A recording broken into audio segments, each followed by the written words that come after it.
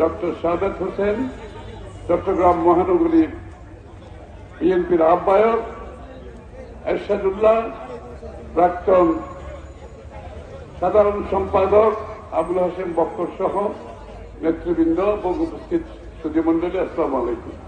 আসলে বক্তৃতার অসম্ভব হচ্ছে বিএনপির রাজনীতি একটি অধ্যায়, এটা শহীদ প্রেসিডেন্ট জিয়াউর রহমান সাহেব শুরু করেছেন। এটা সারা বাংলাদেশে উনি করেছেন কৃষির উন্নয়নের জন্য, পানি নিষ্কাশনের জন্য এবং তাদের দুপাশে যারা বসবাস করে তাদের দৈনন্দিন স্বাস্থ্য, জীবিকা সবকিছু কিন্তু অনেকটা এখানে নির্ভর করছে। সুতরাং খাল খনন শুধুমাত্র পানি নিষ্কাশন নয়, অবশ্যই চট্টগ্রাম মহানগরীতে বড় সমস্যা আছে পানি নিষ্কাশন, এটা অবশ্যই সমাধান প্রথম দায়িত্ব।